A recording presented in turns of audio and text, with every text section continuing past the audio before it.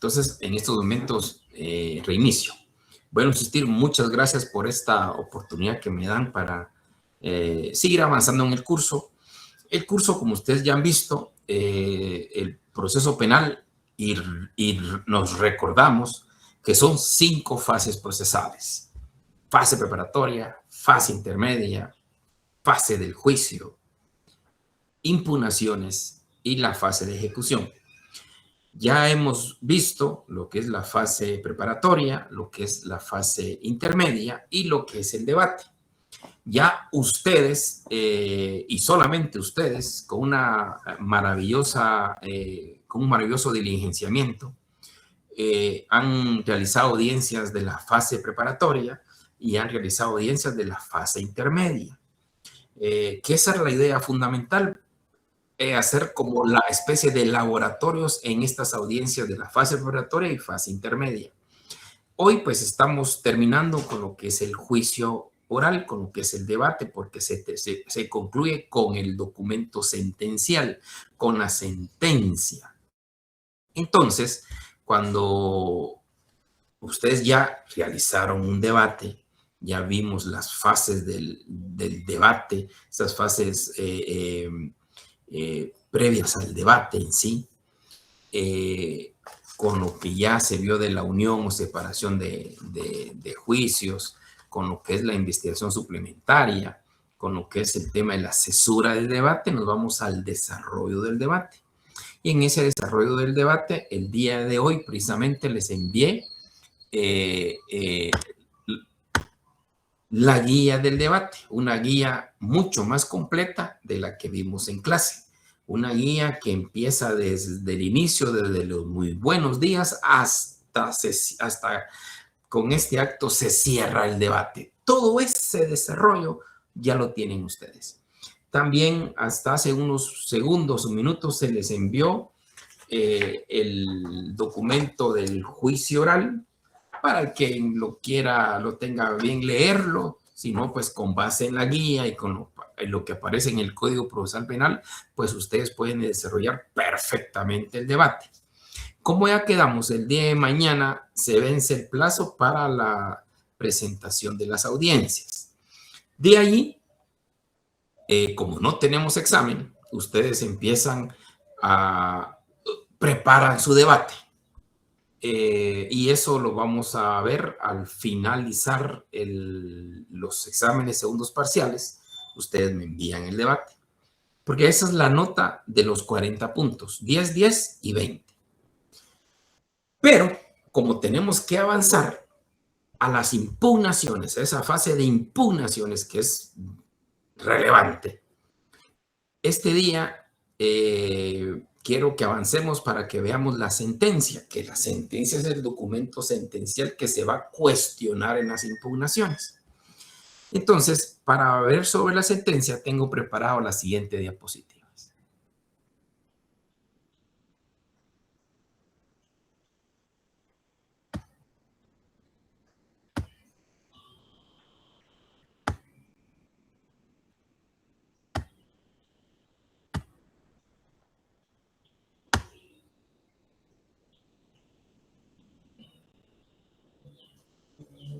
Bien, jovenazos. Aquí está la sentencia. Voy a hacerla un poquito más para atrás. Sentencia. Aquí les había colocado lo que son las fases del proceso, solo para un repaso de aquellos repasos que siempre hablamos: preparatoria, intermedia, juicio oral, debate, impugnaciones y ejecución. Ya vimos lo que es la etapa de la preparación del debate, está donde se habla sobre la investigación suplementaria, la unión o separación de juicios, la cesura del debate. Y después ya nos contemplamos con el tema del desarrollo del debate, cómo se clausura el debate de conformidad con el artículo 382, la deliberación de conformidad 383 de su Código Procesal Penal. Y esto se los voy a enviar el día de hoy. Espero mandarles ya las diapositivas tal como está acá, para que ustedes lo tengan a bien tener. y la deliberación de conforme al artículo 383, que ya nos da el tema de la deliberación, y de ahí pues se va a determinar si es responsable o no es responsable la persona.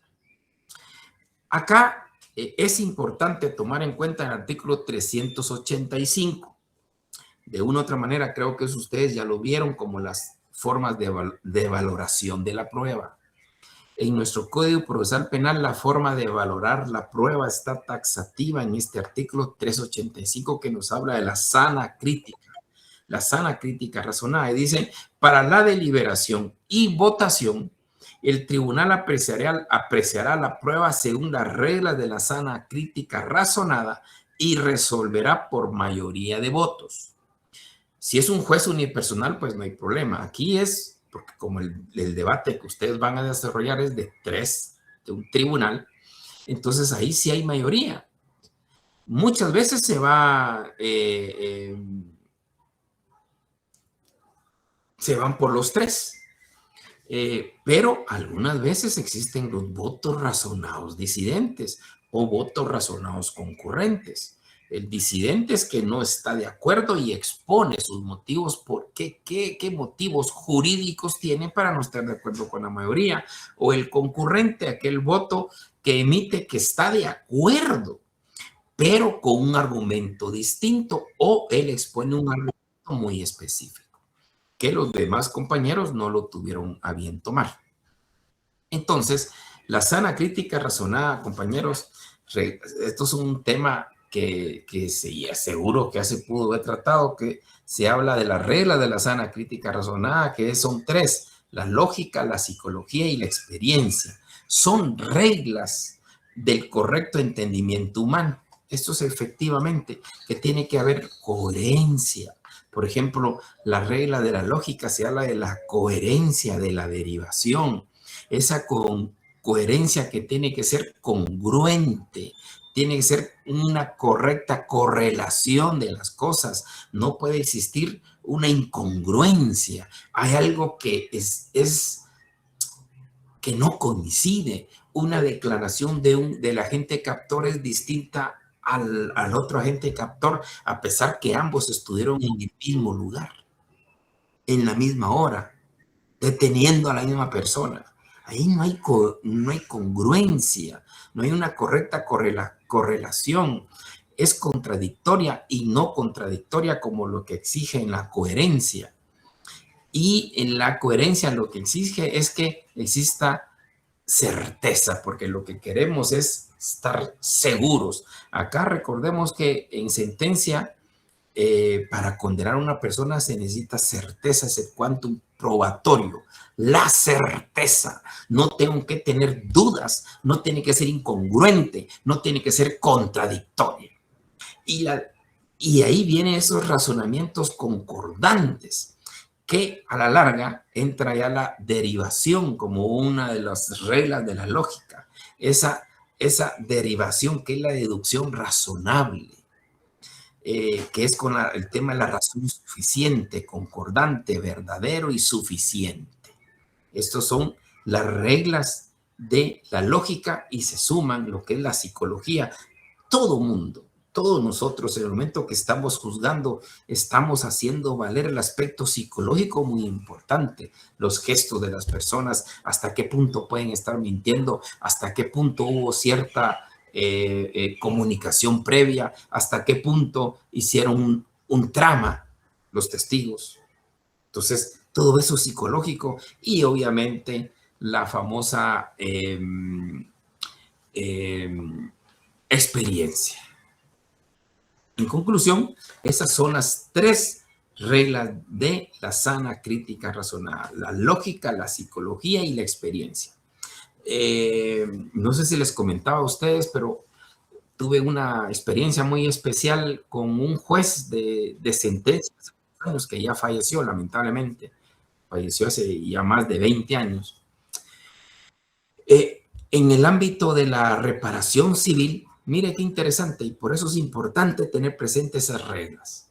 En el ámbito de la reparación civil, era un caso de falsedad material e ideológica por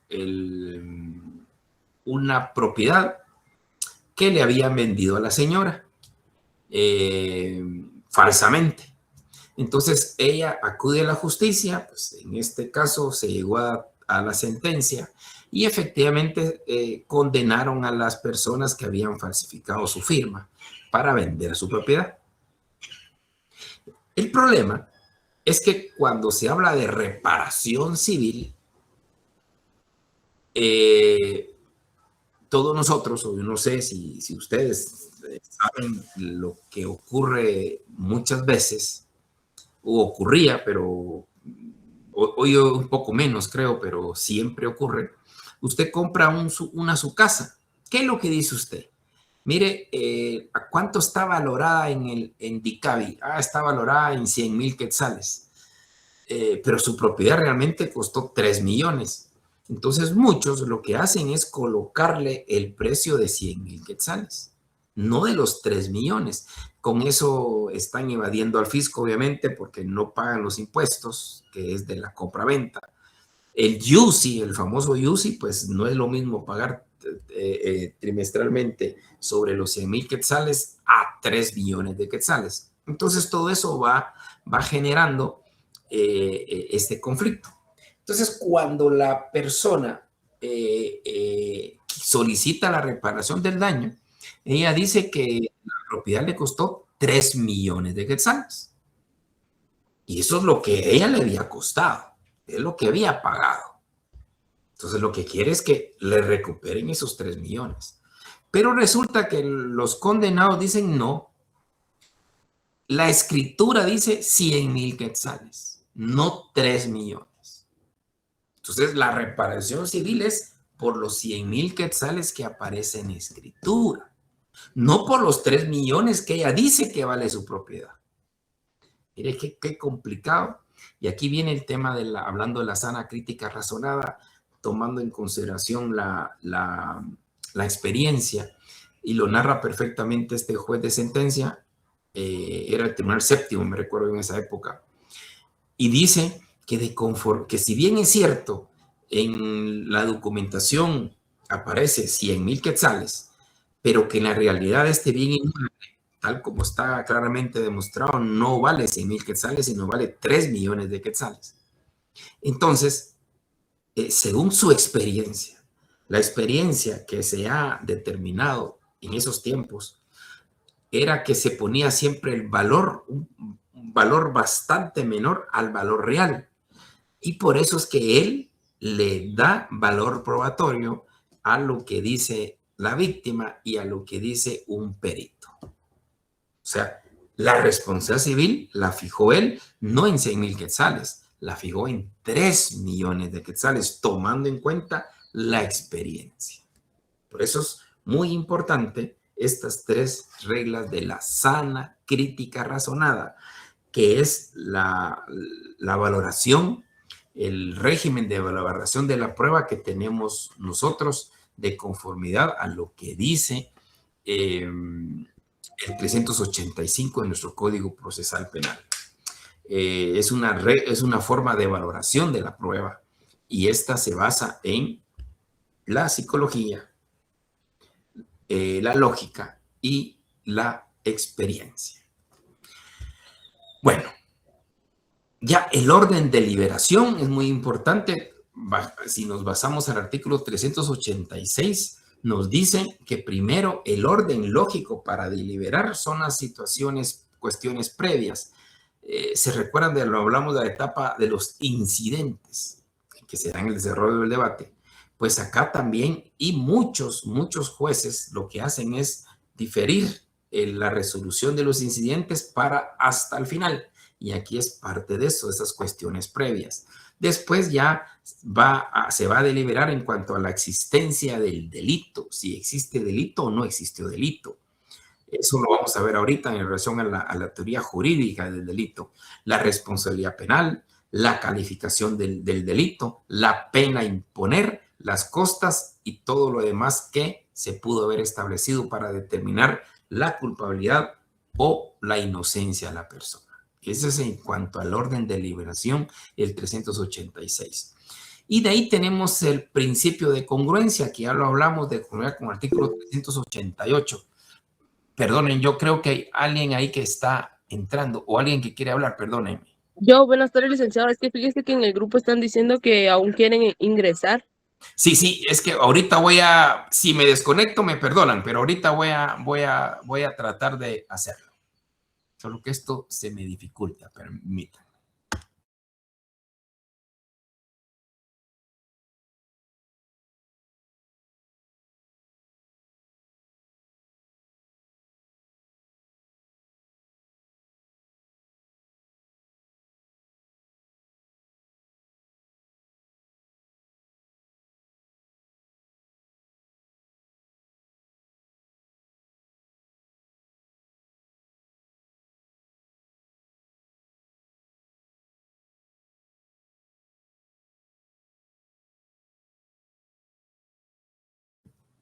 Pues sí, estamos.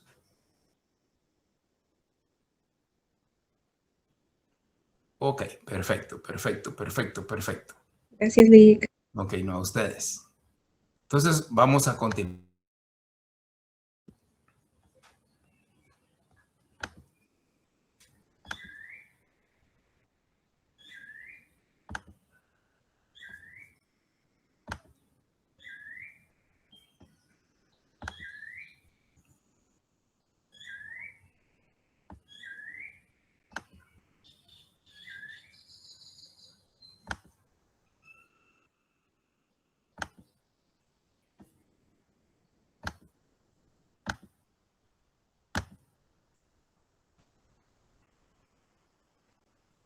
Muy bien, ahí estamos. Entonces, el principio de congruencia, como ya lo hemos dicho, ya hablamos sobre la sentencia de Fermín Ramírez, algo muy importante, porque los mismos hechos que aparecen en la acusación, en la apertura a juicio, deben de ser los mismos hechos que el tribunal tiene por acreditado. Recordemos, aquí se estaría violentando ese famoso derecho de defensa, porque usted se va a defender de los hechos que aparecen estrictamente en la acusación. No puede variar los hechos, no se pueden cambiar circunstancias, debe de ser exactamente las mismas. Por eso es el principio de congruencia muy importante, jovenazos. Eso ya lo hablamos con el caso de Fermín Ramírez, que nos vinieron a dar una lección maravillosa, aunque sea se cambiaron los factores, pero de todas maneras sí se estableció unos hechos distintos. Y después ya viene la votación, que la votación se inicia con los vocales. Y aquí se habla ya de la absolución o condena. Recordemos que cuando exista la condena, si se determina la condena de una persona, sí o sí tiene que haber una audiencia de responsabilidad civil establecida en este artículo 124.1. Nunca se nos vaya a olvidar, por favor, el 124.1. El 124.1 es una audiencia aparte, se anexó una audiencia aparte para discutir el monto de la responsabilidad civil. Obviamente, para determinar la responsabilidad civil se tuvo que haber determinado previamente la responsabilidad penal. Entonces, después de la votación, cuando se considera que existe una condena, desde ahí se fija 3 días y eso lo dice el 124.1 del Código Procesal Penal. Se fija 3 días, al tercer día tienen que realizar la audiencia de responsabilidad civil. En esta audiencia, como ya se los dije, se determina el daño moral, el daño emergente y el lucro cesante. Permítame, yo creo que tus compañeros están intentando, perdón.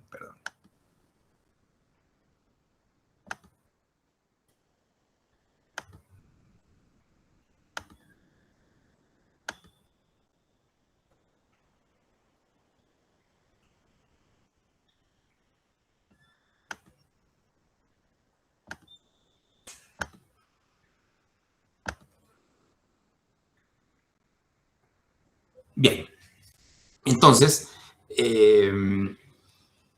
esa resolución va a determinar el daño emergente, lo que surgió del hecho, el lucro cesante, eso que ha dejado de percibirse, es el perjuicio que se le ocasionó, y por el delito no fue a trabajar, por el delito se le cerró la empresa, cualquier cosa. Entonces ahí ese es el daño que hay que cuantificar también. Y en dado caso, por que afectó la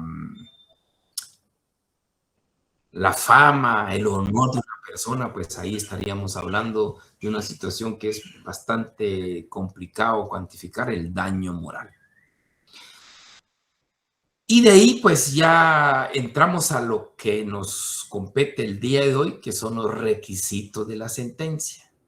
El pronunciamiento que siempre se hace en el nombre de la República de Guatemala, ustedes pueden ver en su Código Procesal Penal, artículo 390, dice que toda sentencia se tiene que pronunciar en el nombre de la República de Guatemala.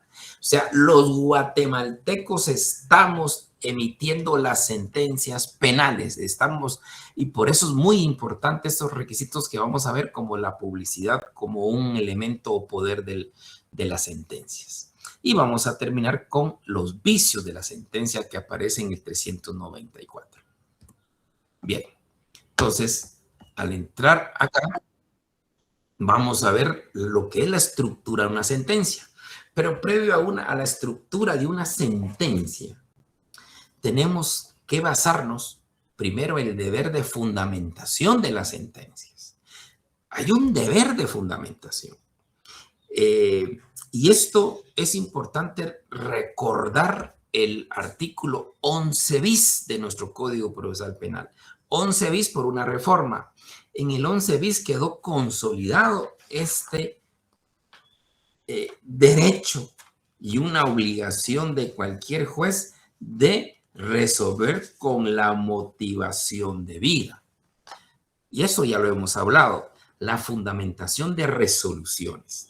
Todos los autos y las sentencias contendrán, dice el 11 bis, contendrán una clara y precisa fundamentación de la decisión. Su ausencia, miren qué interesante. Y esto es un tema que vamos a ver cuando veamos las impugnaciones, especialmente la apelación especial. Dice, su ausencia constituye un defecto absoluto de forma. Ya vamos a ver el tema de los motivos, fondo y forma de la apelación especial y casación, pero acá ya nos está diciendo, la ausencia de la motivación constituye un defecto absoluto de forma. La fundamentación, dice el 11 bis, este 11 bis, por favor, guárdenlo para toda su vida, guárdenlo en su cama el día de hoy, el 11 bis. La fundamentación expresará los motivos de hecho y de derecho en que se basare la decisión, así como la indicación del valor que se le hubiere asignado a los medios de prueba.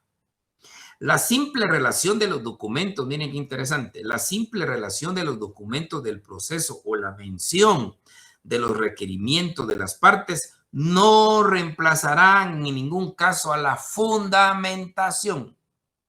Toda resolución judicial, mire qué mejor que esto, toda resolución judicial carente de fundamentación viola el derecho constitucional de defensa y de la acción penal.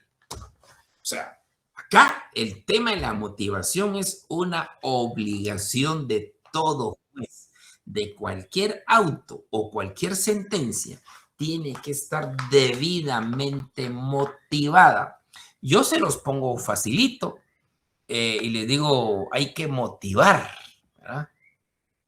Pero el problema, y la realidad lo dice constantemente, es que para algunos está bien motivado, para otros posiblemente no está bien motivado. Y ahí es el problema que se da en la vida real, donde pueden declarar con lugar los recursos por falta de motivación, incluyendo el amparo. Se llega hasta el amparo y se considera, tal como dice el último párrafo del artículo 11 bis, toda resolución judicial carente de fundamentación viola el derecho constitucional de defensa. Entonces, a través de esto, muchas sentencias en amparo revocan sentencias en el ámbito ordinario porque según los tribunales constitucionales de amparo hay una carencia de fundamentación. El problema es más práctico y más complejo, porque es ahí donde por una otra circunstancia o por intereses particulares se puede venir a revocar sentencias. Y ahí caeríamos en que para mí está bien motivado, para otra persona no está bien motivado. Y aquí es donde hay un espacio oscuro donde todo mundo cabe. Entonces, pero la idea fundamental de una verdadera fundamentación es que se ponga en forma clara, tal como lo dicen acá, que deben de expresar los motivos de hecho y de derecho en que se basara en la decisión, así como la indicación del valor que le hubiera asignado a los medios de prueba. Uno está de acuerdo si omitió del por qué, si le da valor probatorio o no le da valor probatorio a un órgano de prueba. Pero a veces se les dice, pero de todas maneras para los tribunales superiores carecen de fundamentación.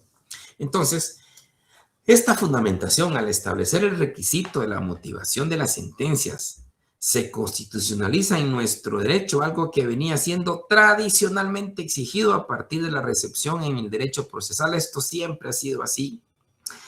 Y por eso es que cuando se habla de la fundamentación, se trata sobre todo de que el proceso de aplicación del derecho no permanezca en el secreto, eso es muy importante, o en el anonimato, sino que quede explicitado y reciba la necesaria y suficiente publicidad. A esto lo que vamos a venir ya con el tema de los poderes del juez, que esto lo vamos a ver en estos precisos momentos. De ahí viene, cuando se habla del deber de la fundamentación, esa posibilidad de controlar la decisión judicial. ¿Por qué es importante controlar, que sea a través de la fundamentación, el control de la decisión del tribunal? Para evitar una aceptación acrítica. Porque, ¿qué sería de nosotros si no se les informa absolutamente nada a las partes más que solo fue condenado o fue absuelto? Estaríamos limitándoles que sean críticos, que puedan exponerse a un tribunal superior, cuestionar cada uno de los argumentos. El otro tema no menos importante es que a través de la fundamentación se logra esa publicación de sentencias, porque lo importante es que toda la sociedad conozca los motivos por los cuales se ha llegado a condenar o a absolver a una persona. Entonces, por eso es en el nombre de la República de Guatemala estamos condenando o estamos absolviendo, pero es más importante también que cada uno de los motivos sea conocido por la sociedad. Y también, como ahí se dice, posibilita los recursos legales. Y es lo que yo les digo, después de esta sesión, después de los exámenes parciales, segundos parciales, vamos a entrar ya directamente a las impugnaciones. Aparte de la reposición, aparte de la apelación genérica, lo que conlleva después de una sentencia de este calibre es la apelación especial. Ahí vamos a hablar lo que es el motivo de fondo y lo que es el motivo de forma, pero eso está hasta allá. Entonces, pero aquí, por la sentencia, por una fundamentación, se posibilita los recursos, en este caso de apelación especial. Después entramos a los poderes del juez. ¿Qué es el juez? Y yo me he llevado una sorpresa tan agradable viéndolos a ustedes, escuchándolos a ustedes, cómo se desenvuelven en toda la audiencia. Pero como recordemos, el juez en estos casos, en estas audiencias y en la vida real, es el que lleva la dirección de la audiencia, es el que lleva la dirección del debate, es el que modera. Y ahí es la importancia de esa función del juez dentro del proceso penal, porque la función del juez dentro del proceso penal es decir la verdad histórica con base en las hipótesis de acusación y la contrahipótesis de la defensa, aplicando la ley, obviamente. Por ello, la actividad jurisdiccional está basada en la idea de que el juez como tercero supraparte, eso es lo importante, es una supraparte imparcial con capacidad de decidir sobre un hecho que le es sometido a su conocimiento. Lo importante acá es reflexionar al artículo 12 de la Constitución. El artículo 12 de la Constitución nos exige que para ser condenado tiene que haber sido citado, oído y vencido en juicio. Dice la Constitución, artículo 12, y por un tribunal imparcial, por un tribunal preestablecido e imparcial. Estamos hablando de lo que ya dijimos en su oportunidad, juez natural, la figura del juez natural, que lo que se quiere es alcanzar esa imparcialidad.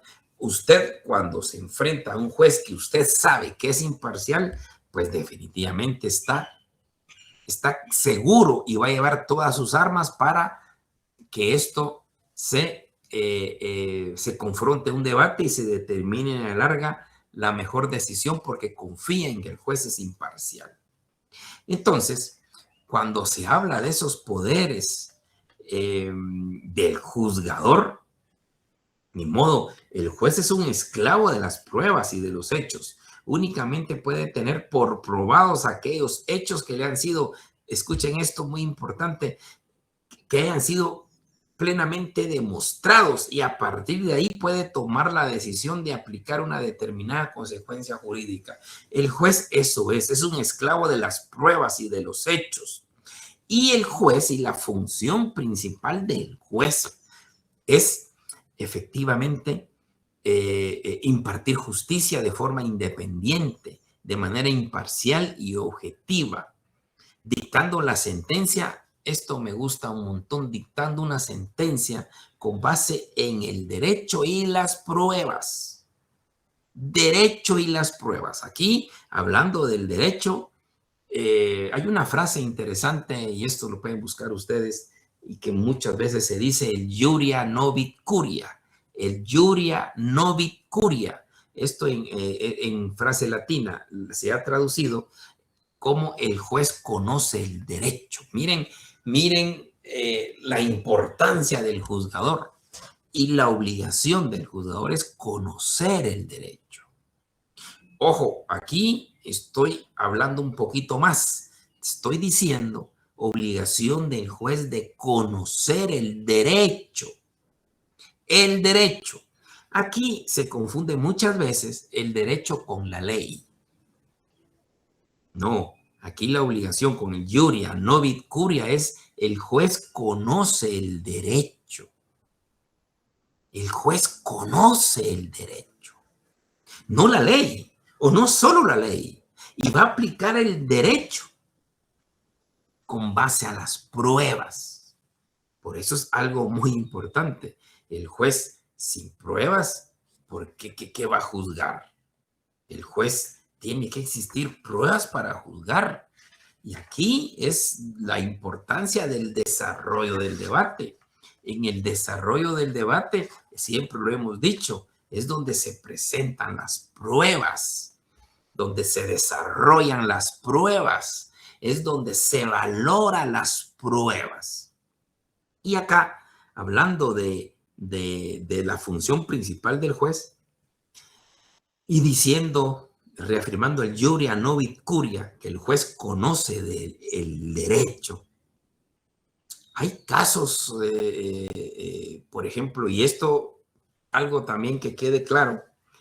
Ustedes les gustó y les fascinó su derecho penal sustantivo, la parte general y la parte especial. Les fascinó el derecho penal. Pero hay de tener claridad que el derecho penal, tal como lo hemos concebido, únicamente se aplica hasta acá en sentencia. El derecho penal no se aplica antes.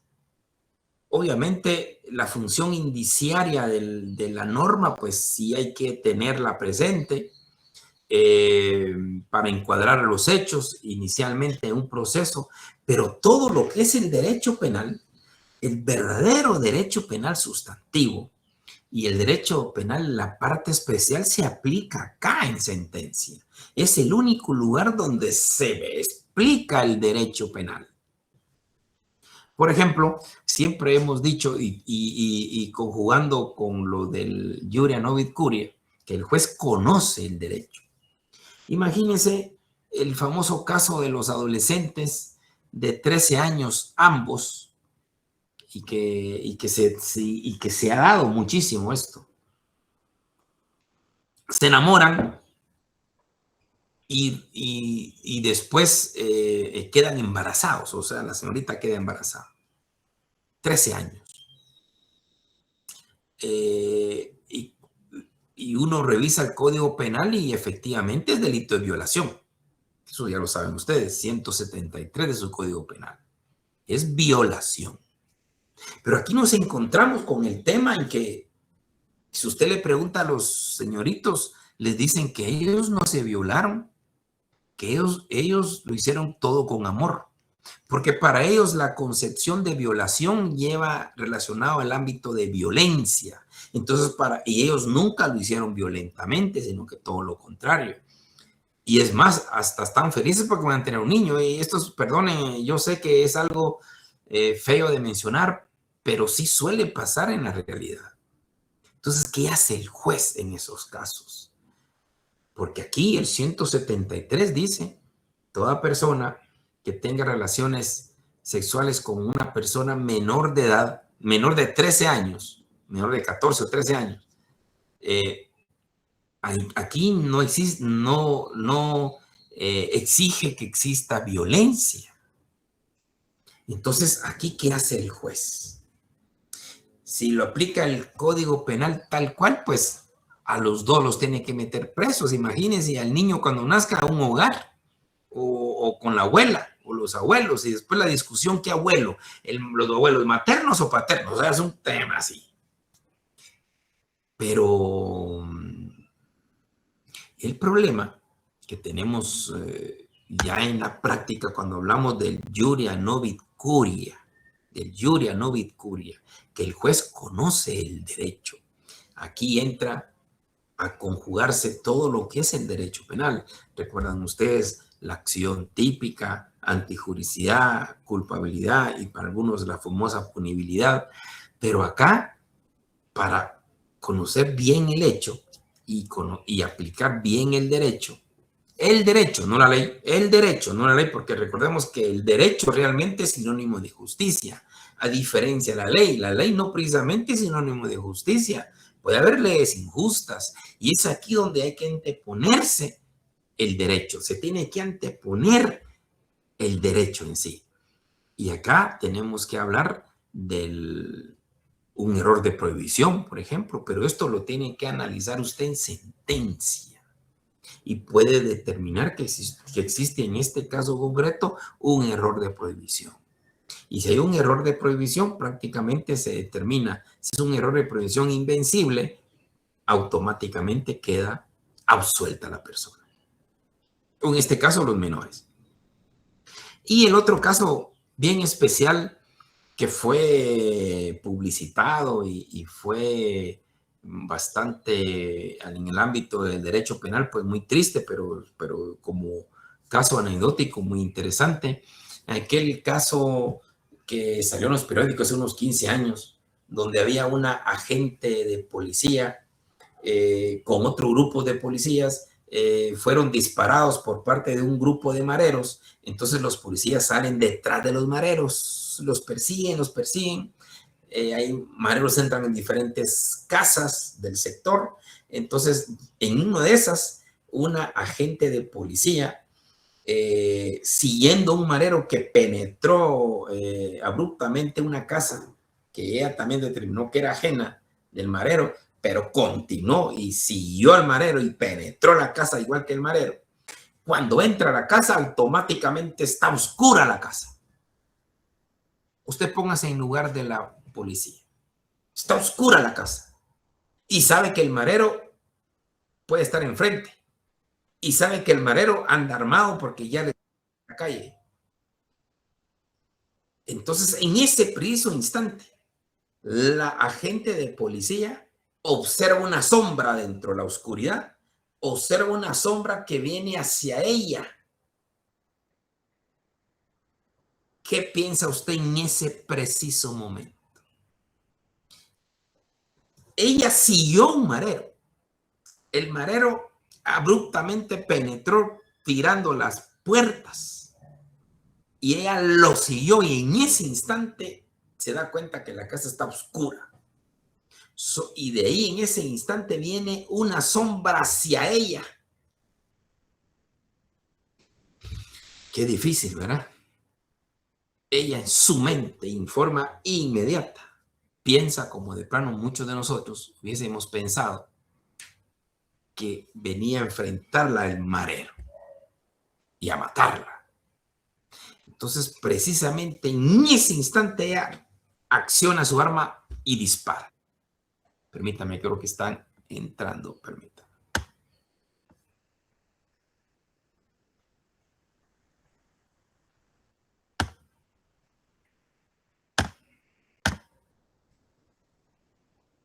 Ahorita, permítame.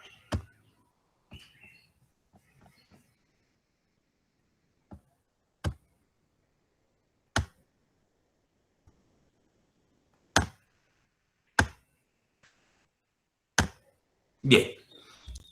En ese preciso momento están entrando.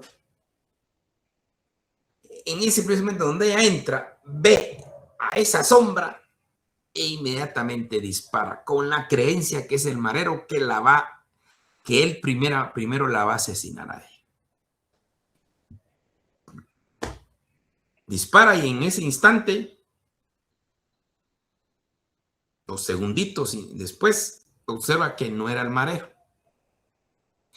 Era un muchacho de la casa que también estaba asustado por lo que había pasado instantes, segundos antes. Y entonces a ella la condenan por ejecución extrajudicial. Cuando uno ve estos casos, ahí está donde uno dice, aquí no se aplicó el derecho. Aquí le faltó al juez aplicar derecho. Y el derecho no precisamente es aplicar la ley. El derecho, para aplicar el derecho, usted tiene que aplicar, obviamente, la ley con interpretaciones mayúsculas de doctrina, jurisprudencia nacional, jurisprudencia internacional, y acá efectivamente se puede dar un error en los elementos objetivos de las causas de justificación. En este caso, para mí es del mejor caso, o uno de los mejores casos, para tratar el tema de un error indirecto, de un error de prohibición indirecto, de un error en los elementos objetivos de las causas de justificación, cuando una persona aprecia una circunstancia del exterior que cree que va a ser agredida ilegítimamente. Pero esto, por eso vuelvo a insistir, el poder del juez, si bien es cierto, su función principal es la de impartir justicia de forma independiente, imparcial y objetiva, también es importante recordar ese aforismo, el iuria novit curia, el juez conoce el derecho, no la ley, también la ley obviamente, pero el derecho. Para ser justos, apliquemos el derecho. Ahora vienen los poderes del juez tal cual. Permítame, es que yo creo que están entrando otros compañeros. Lo siento, lo siento.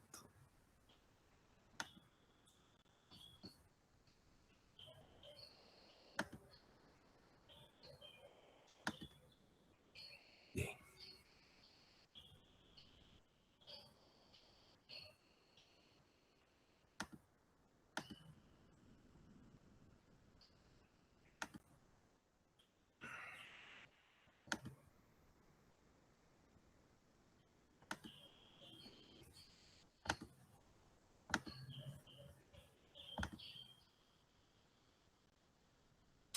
Bien, entonces, bueno, se me fue la pantalla. Bueno, entonces, hablando de los poderes del juez o las potestades del juez, está ese poder de verificación fáctica o comprobación, que ni más ni menos se refiere directamente a la verificación de los hechos sostenidos en la hipótesis acusatoria o la contrahipótesis presentada en la sentencia en base a las pruebas aportadas en juicio y sometidas evidentemente a este contradictorio. Es ni más ni menos la verificación fáctica o comprobación, es la motivación fáctica, es la motivación que tenemos que hacer para determinar con base en las pruebas cómo realmente fueron los hechos, porque recordemos que la idea del juez es descubrir la verdad histórica, que no es fácil, obviamente. Esa película, hacer ver esa película de cómo lo que realmente pasó, y eso únicamente, como ya lo expresamos la vez pasada, se hace solo con pruebas, que las pruebas es lo que nos va a llevar a crear imaginariamente cómo fueron los hechos verdaderos. Para eso tenemos la prueba testimonial de las personas que vieron en forma directa o indirectamente los hechos, la prueba técnica, la prueba científica, cómo fue que fueron capturados, por lo que agentes fueron capturados. Es hacer toda una película nuevamente para que el juez esté seguro. Primero, ¿cómo fueron los hechos? Realmente, ¿cómo fueron los hechos? Y después, ya viene el poder de denotación, que acá es la posibilidad que tiene el juez de calificar jurídicamente esos hechos ya probados por el tribunal. Esto es la calificación jurídica. Aquí ya entra, esto es lo bonito, aquí entra ya todo lo que es el derecho penal. Acá el derecho penal lo vamos a tener desde la acción, conducta humana voluntaria, las formas de acción, por acción propiamente dicha, por omisión, las clases de omisión, omisión pura, omisión impropia. Esto es lindo, la famosa comisión por omisión. Acá aplicar también el artículo 10, el artículo del Código Penal, cuando nos pueden hablar de la relación de causalidad, la causa y efecto. Entonces, cuando siempre se habla del artículo 10, pues esto es la relación de causalidad. Últimamente se habla de la teoría de la imputación objetiva, para imputar objetivamente el hecho a la persona que se le está juzgando. Ahí entra la creación de un riesgo, la concreción de un riesgo y que se dé dentro del ámbito de protección de la norma. Esto es la subsunción jurídica. Y el poder de connotación equitativa, pues estamos hablando de fijar ya la pena, grado de responsabilidad, establecer la consecuencia jurídica. Son los poderes del juez. La motivación fáctica, la motivación probatoria, la subsunción jurídica y el establecimiento de la consecuencia jurídica. Cuando hablamos de consecuencia jurídica, ustedes saben ya que estamos diciendo de lo que es una pena y lo que es una medida de seguridad. Ya sabemos la diferencia entre pena y medida de seguridad, que la diferencia radica en que la pena se le aplica a la persona capaz de ser responsable, mientras que la medida de seguridad se le aplica a aquellas personas que cometieron un hecho delictivo, pero no tienen la capacidad de ser responsable. Un enfermo mental no se le aplica pena, se le aplica medida de seguridad, siempre y cuando haya cometido un hecho delictivo. Y también, no menos importante, como elemento de la consecuencia jurídica del delito, está la responsabilidad civil, la acción reparadora. Como ya lo hemos dicho, no basta con que sancionen penalmente al acusado, sino que usted lo que quiere como víctima es que se le recupere su celular, que se le recupere su carrito, que se le reparen los daños ocasionados a su casa. O si no, pues yo sé perfectamente que en los delitos de la vida no se puede recuperar a la persona, pero sí muy importante tener presente lo que hemos hablado, la reparación del daño, el de lucro cesante, el perjuicio ocasionado, lo que se deja de devengar, lo que se deja de ganar. Esto es bien importante. Si usted lesionó o ocasionó un daño a alguien que tiene unos recursos superiores a lo normal, perdóneme, qué gran problema que se metió. Esos son el lucro cesante. Entonces, ya cayendo a lo que es la sentencia en sí, podemos ver el 389 de nuestro Código Procesal Penal, y acá nos habla de la estructura de la sentencia. ¿Qué contiene la sentencia? Requisitos de la sentencia. Para finalizar con los vicios de la sentencia que dan lugar a las impugnaciones, tal como le dice el 394 y empieza con el 401, 402 del Código Procesal Penal en cuanto a las impugnaciones.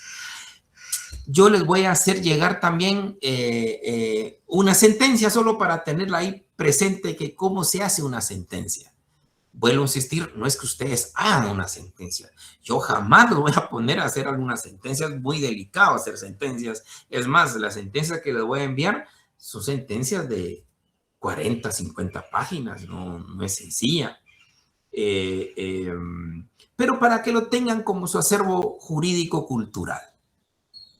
Acá en el 389, que esto no me lo estoy inventando, esto lo dice el 389, nos señala cómo debe de tener los requisitos de la sentencia, una estructura de la sentencia. Y se empieza con el encabezado. Y el encabezado, pues, señala, como todas las resoluciones, el nombre del tribunal, a qué tribunal se refiere, tribunal décimo de sentencia, tribunal undécimo de sentencia, tribunal tercero de mayor riesgo de sentencia de delitos de narcoactividad, delitos contra el medio ambiente. Es la denominación del tribunal. Y después ya viene, como es sentencia, recordemos, hablamos del 390. El 390 dice pronunciamiento. La sentencia se pronunciará siempre en nombre del pueblo de la República de Guatemala. Ahí se van a dar cuenta de la sentencia que les voy a enviar. Y así dice: en el nombre de la República, en el nombre del pueblo de la República de Guatemala se emite la siguiente sentencia, el cual deviene del proceso tal, y ya narra el encabezamiento. Después, en una sentencia, estos son los puntos concretos. Ya la sentencia que ustedes van a tener, pues van a comprobar si efectivamente concurren estos elementos, pero estos son requisitos 89. Después habla de la enunciación de los hechos. Acá se los puse así entre paréntesis, el resumen de la acusación. Y acá tiene que ver mucho el tema de la congruencia, aquella congruencia que hemos hablado. La enunciación de los hechos, resumen de la acusación. ¿Se recuerdan cuando practicamos la teoría del caso a través de la imputación? En la imputación siempre pusimos, tomando en cuenta la teoría del caso, estas 6 preguntas que tenemos que tener presentes. ¿Quién? ¿A quién? ¿Cuándo? ¿Dónde? ¿Cómo? ¿Y por qué? Esas 6 preguntas, conforme a la teoría del caso, se va respondiendo. ¿Quién? Fulano de tal. ¿A quién? Sujeto pasivo. ¿Cuándo? El lugar. ¿Dónde? Perdón, ¿cuándo? La fecha. ¿Dónde? El lugar. ¿Cómo? ¿Cómo fueron los hechos? Y el por qué. El por qué es muy importante para obtener ese elemento subjetivo del tipo, porque como vuelvo a insistir, aquí en sentencia únicamente en sentencias donde usted pone el conocimiento de la teoría jurídica del delito. Aquí en sentencias donde usted efectivamente va a determinar si conoce, si maneja la teoría jurídica del delito. Y la teoría jurídica del delito es tan importante para hacer justicia, para aplicar derecho. No solo apliquemos la ley, jóvenes, apliquemos derecho. Y de ahí también viene, ya con base en la congruencia, la determinación precisa de los hechos acreditados por el tribunal. Ahí viene lo que hemos hablado de la motivación fáctica, los hechos acreditados. Y lo importante es que, con base en la congruencia, los hechos de la acusación deben de ser exactamente los mismos que el tribunal tiene por acreditados. Exactamente los mismos. Si no, hay incongruencia. Y si hay incongruencia, se viola el derecho de defensa, porque la persona se defendió de los hechos de la acusación. Desde ahí se viene defendiendo. Y después vienen los razonamientos que inducen a condenar o a absolver. Acá estamos hablando de la motivación probatoria. La anterior, la motivación fáctica, es que para algunos en términos más coherentes, tendría que ser primero la motivación probatoria y después la motivación fáctica. La motivación probatoria porque primero usted va a obtener las pruebas. ¿De dónde saca los hechos? ¿Cómo el tribunal tiene por acreditado unos hechos? Con base en los medios de prueba, con base en los que dijeron los testigos, con base en los análisis que hicieron, con base en los informes que tienen, con base en los dictámenes que se obtuvieron, con base en la expresión de los peritos que se tuvieron, con base en las cámaras, con base en las escuchas telefónicas. Con base de estas pruebas es que usted obtiene cómo fueron realmente los hechos, qué manera fueron los hechos. Entonces, cuando se establece de qué manera fueron los hechos, es con base en las pruebas. Pero en nuestro Código Procesal Penal primero se requiere que los hechos se establezcan y después ya se haga la motivación probatoria. La motivación probatoria son los razonamientos que el juzgador o el tribunal determina si le da valor probatorio, no le da valor probatorio a cada uno de los medios de prueba y explicando por qué le da valor probatorio. Por ejemplo, regularmente se dice, en cuanto al testigo José López, este tribunal le da valor probatorio en virtud que fue conteste, fue directo, fue claro, no fue contradictorio en sus exposiciones, el cual expuso esto y esto y esto y esto, y al cual, como ya se indicó, se le da valor probatorio. En cuanto al documento o al informe emitido por INASIF, en cuanto a que las huellas corresponden al acusado, este tribunal determina que le da valor probatorio, toda vez que el informe no fue contradicho por las partes en el momento del desarrollo del debate. Entonces, cada uno de nosotros le da el valor probatorio que corresponde a ese documento. Y así se va desarrollando esa motivación probatoria. Y acá es donde ya hablamos de la sana crítica razonada, la lógica, la psicología y la experiencia como las reglas de la sana crítica razonada. Después entramos a la existencia y calificación del delito. Es la subsunción jurídica, es la motivación jurídica. En esta parte de la motivación jurídica es teoría jurídica del delito, jóvenes. Tanto en el apartado de la existencia y calificación del delito y la participación del acusado y su responsabilidad penal, jóvenes, aquí es pura teoría jurídica del delito. Por eso yo les dije hace un ratito, el derecho penal en sí se aplica acá. Todo lo que ustedes aprendieron en estos años de Derecho Penal 1, Derecho Penal 2, Derecho Penal 3, acá en estos dos ítems de los requisitos de la sentencia se aplica. Acá se aplica la teoría jurídica del delito que hablamos. Acá se aplica la autoría y participación. Las teorías de la participación, las teorías del dominio del hecho, quién domina el hecho, los grados de participación, quién es cómplice, quién es cooperador necesario, quién es cooperador no necesario, la autoría mediata. Todo esto es aquí donde usted tiene que sacar ese conocimiento, no solo la ley, conocimiento doctrinario, conocimiento jurisprudencial. Y también la individualización de la pena. Eso es un dolor de cabeza, tomando en cuenta que tenemos nosotros los marcos, el marco legal lo tenemos fijado en los tipos penales. El marco legal que la sanción es de 15 a 40 años, de 25 a 50 años, de 8 a 20 años. Ese es el marco legal. El marco legal que todos conocemos y los podemos ver en nuestro Código Penal. El problema para la individualización de la pena acá en Guatemala es que aparte del marco legal, tenemos que tener un marco legal abstracto. Eso está bien. ¿Cómo se hace el marco legal abstracto? Tomando en cuenta lo que dice el artículo 62, 63, 64 del Código Penal. Ese 62 es cuando nos habla de la responsabilidad que tiene el de la consumación del delito, el de grado de tentativa, el del grado de participación en el grado de tentativa.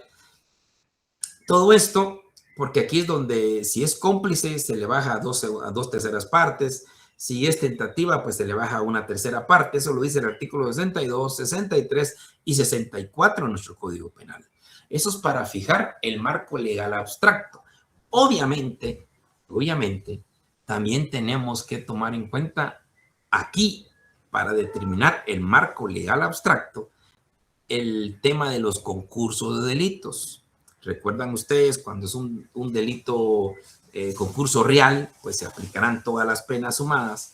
Un concurso ideal, no. El concurso ideal, el que tenga la pena mayor, se aumenta una tercera parte. O el delito continuado, que a la larga es un mixto entre el concurso real y el concurso ideal. Es mixto a la larga, porque es un concurso real, pero se le aplica una pena como si fuera un concurso ideal.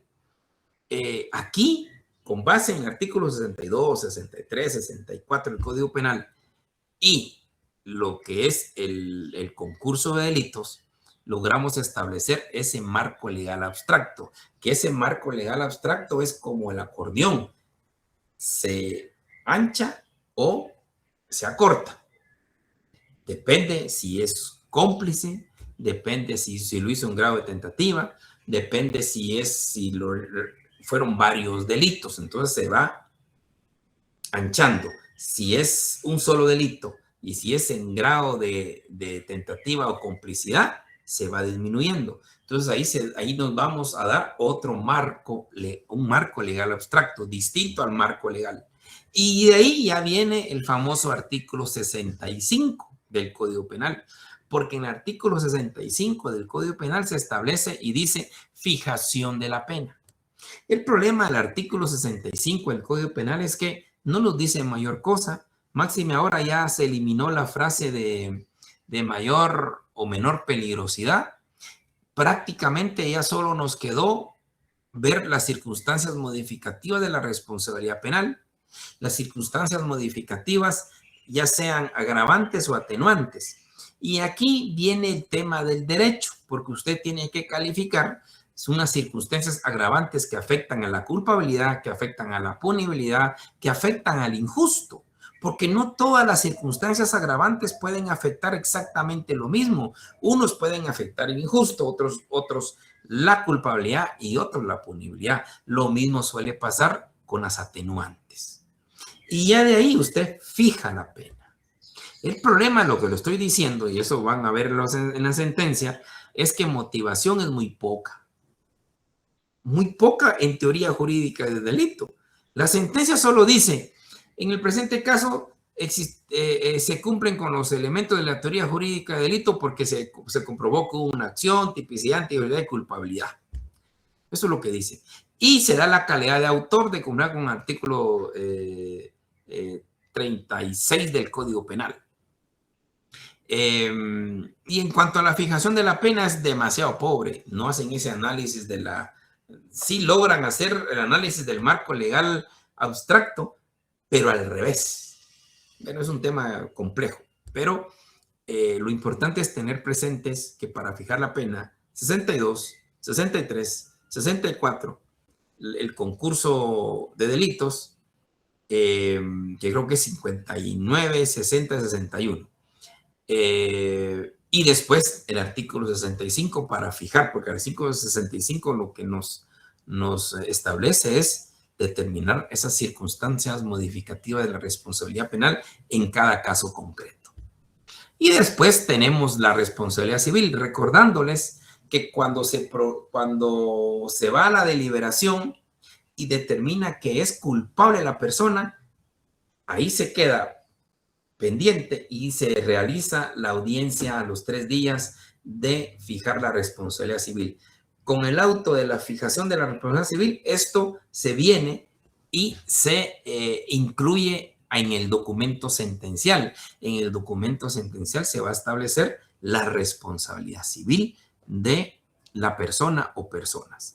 Después, como algo muy importante tomar en cuenta, viene la cita de leyes, toda la cita de leyes que el juzgador considere oportuna citar, ahí sí que solo citar, y el por tanto es el fallo en sí, es donde se determina, es el resumen total de todo lo que es el documento sentencial, porque en el por tanto, en el fallo en sí, en el por tanto dice que tomando en cuenta las consideraciones anteriormente establecidas, se considera que la persona es penalmente responsable por el delito de homicidio en estado de emoción violenta.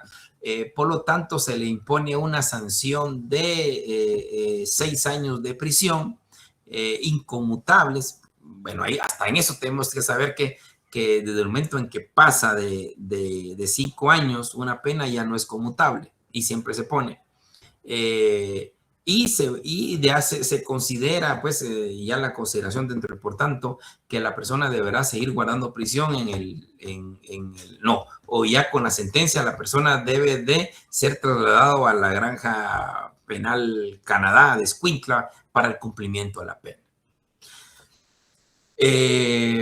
Y ahí termina la sentencia. Algo importante que tenemos que tomar en cuenta, jovenazos, es el 394 de nuestro Código Penal, porque esto es lo que nos va a servir. El 389 nos señala los requisitos de una sentencia. Ahora el 394, tenerlo presente. Ya hablamos, cuando hablamos del 11 bis, señala taxativamente que si no está bien fundamentada, viola los derechos constitucionales de derecho de defensa. Y acá, como vicios de sentencia, podemos ver algo muy importante. 1, que el acusado o las partes civiles no estén suficientemente individualizadas. Ya sería un vicio en la sentencia. Que falte la enunciación de los hechos imputados, la acusación, o la enunciación de los daños y las pretensiones de reparación de actor civil. Tiene que hacerse constar en la sentencia. Si falta o es contradictoria la motivación de los votos que haga mayoría o no se hubieran observado en ella las reglas de la sana crítica razonada. Miren acá, vicio la sentencia es faltar a la sana crítica razonada y esto nos habilita la apelación especial, tal como lo dice también el 11 bis. Que faltare o sea incompleta sus elementos esenciales de la parte resolutiva, lo que ya hablamos. Que falte la fecha o la firma de los jueces. Bien, es vicio la sentencia. Y la inobservancia de las reglas previstas para la redacción de la sentencia. La redacción en sí, esta tiene que estar contemplada en todas las sentencias para que no exista vicio en la sentencia. Entonces, jóvenes, esto era importante para mí, avanzar en que ustedes ya saben, ya tienen la guía, hoy se las envié, la guía del desarrollo de un debate. Tengan presente que el debate finaliza con este instrumento, con la sentencia. Esto era necesario para mí poder trasladárselos, aunque sea en un horario extra, y que se los agradezco de corazón tenerme la oportunidad de escucharme. No, aquí como yo les dije, aquí no se trata de ganar o perder. Aquí ustedes lo están haciendo maravillosamente bien. Estoy satisfecho y contento con las audiencias que estoy viendo y oyendo. Si no, no se trata de eso, se trata de aprender, se trata de ir viendo más la cultura jurídica penal. Esto quizás a muchos no les va a servir en su vida profesional, pero más de algunos de ustedes sí. Esto, si ustedes van a ser jueces, que espero que sean jueces, que sean magistrados, que sean fiscales, que sean defensores, que se puedan desarrollar bien en el ámbito profesional, ustedes no saben si algún día van a ser jueces. Y les anticipo, para ser juez acá en Guatemala es fácil, relativamente fácil, distinto a otros países, o como debería de ser. Es que en otros países para ser juez, perdóneme, no puede ser cualquiera. Y es por eso las grandes deficiencias que tenemos en nuestro sistema. Cualquiera sea juez. Mientras este sistema perdure, que espero que sea cambiado, pero les voy a comentar a grosso modo, usted se gradúa de abogado. Aquí hay un problemita también, porque convocatorias, la Corte Suprema tiene que sacar convocatorias y puede hacer convocatorias para externos o para internos. Últimamente solo ha habido internos, y esto es grave, porque tenemos que alimentar también al sistema, oxigenar también al sistema. Entonces, el día que haya convocatorias externas para abogados, ahí lo que se hace es un examen, y si ese examen usted lo aprueba, entonces pasa a un curso, creo que de 6 meses en la Escuela de Estudios Judiciales. Y si usted aprueba ese curso, a usted ya lo juramentan como juez. Ya solo estará esperando la designación correspondiente a cualquier lugar de la República como juez de paz. Cuando usted ha hecho una carrera de 4 años como juez de paz, ya también ya está apto para dar el siguiente paso, que es el juez de instancia. Y también tiene que pasar un examen similar al anterior y después pasar un curso de la Escuela de Estudios Judiciales,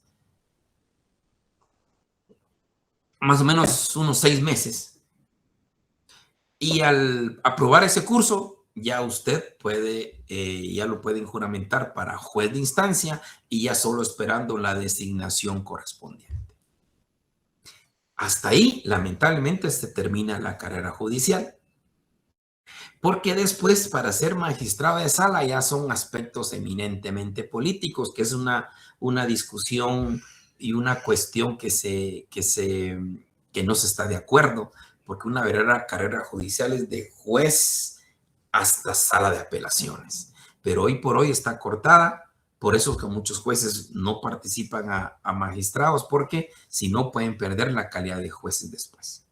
Ya después sigue lo que es Corte Suprema de Justicia, ya es más político aún. Entonces, pero ustedes pueden serlo.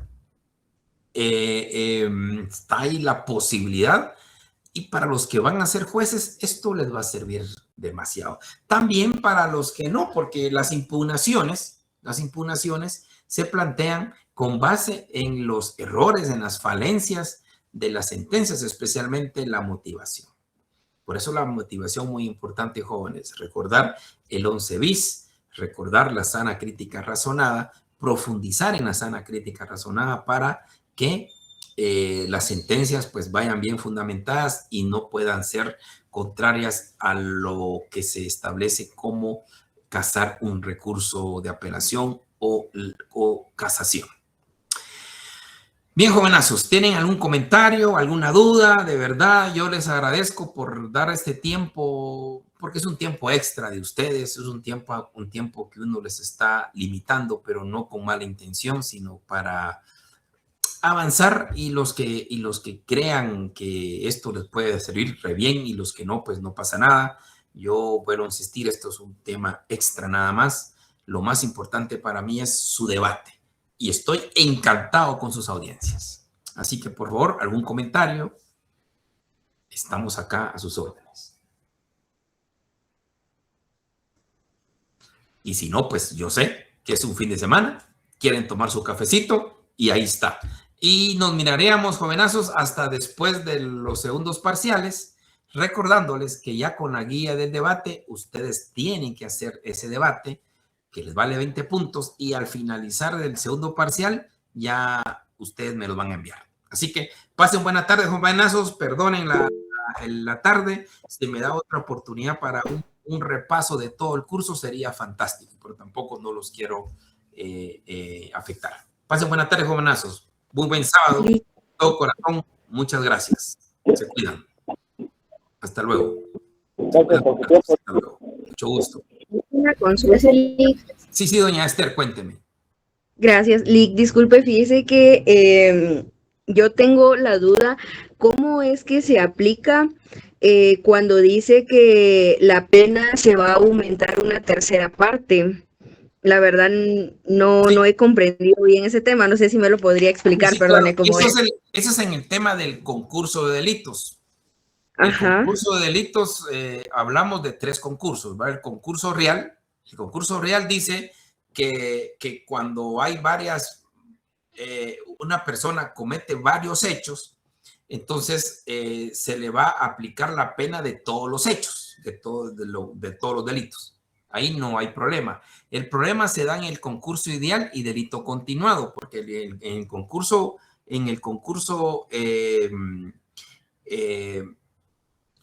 ideal es cuando una acción produce 2 o más delitos. Una sola acción, aquel que pone una granada y mata a 3. Una acción y 3 delitos, 3 homicidios. Entonces, como es un concurso ideal, a usted la pena dice homicidio de 15 a 40 años. Entonces, de esos de 15 a 40 años dice que se tiene que aumentar una tercera parte, siempre y cuando no pase de 50. ¿Verdad? Entonces ahí prácticamente pasa de 50, pero hagamos de cuenta que no tenga ese límite. Entonces, sería en un marco legal abstracto. El marco legal es homicidio de 15 a 40. Ese es el marco legal. El marco legal abstracto, estamos hablando aumentarle una tercera parte. Ahí lo que se hace es inflar los límites. Se inflan los límites. Por ejemplo, ya no es de 15 a 40, a 15 le aumentamos, sería de 20 a 50. El marco legal abstracto ya no sería 15 a 40, sino de 20 a 50. Entonces, la fijación de la pena ya solo va a ser de 20 a 50. Porque el problema que se da acá es que se hace al revés. Los jueces primero fijan la pena y después le aumentan la tercera parte. Por ejemplo, de 15 a 40, entonces le ponen 25 y a 25 yo le aumento una tercera parte. Una tercera parte de 25 sería como 8 y piquito. Entonces sería 33 años de prisión. Pero lo correcto es tener el marco legal, después el marco legal abstracto, que es donde se inflan los parámetros, y en este caso, si es aumentada a una tercera parte, se aumentan los parámetros inferior y el parámetro mayor. Ahí se amplía y después ya solo se fija de conformidad con el artículo 65. Pero vuelvo a insistir, yo en muchas sentencias miro al revés. Aparte del marco legal, no hablan del marco legal abstracto, sino que de una vez fijan la pena y a esa le aumentan una tercera parte. No sé si esto le pareció bien, doña Esther, perdone. Sí, Lick, muchas gracias. Sí, es que sí me ha surgido siempre esa duda, cómo es que se realiza, ¿verdad? Por eso les dije, en la fijación de la pena se pone marco legal abstracto e individualización. Eso es lo correcto. Marco legal abstracto y la individualización. El marco legal lo da el tipo penal. Marco legal abstracto ya lo da el artículo 62, 63, 64 y el artículo de los concursos de delitos. Ya de ahí ya solo fija de conformidad con el artículo 65. Muchas gracias, Lic. Doña Rosario, cuénteme. Licenciado, buena tarde. Sí. Disculpe, yo con una duda, no es del tema de hoy. Cuénteme. Cuando un delito está aplicando una ley especial, siempre se usa el procedimiento del Código Procesal Penal. La primera audiencia, igual, si fuese el feminicidio, se aplica en la primera audiencia del Código Procesal Penal. Ah, usted habla sí, o sea, mire, pues los tipos penales, por eso la función del tipo penal dice que también es indiciaria porque indica que hay una posibilidad que al final de cuentas puede existir delito o no, solo hasta ahí. O sea, en una primera declaración siempre se menciona el delito, la probabilidad del delito.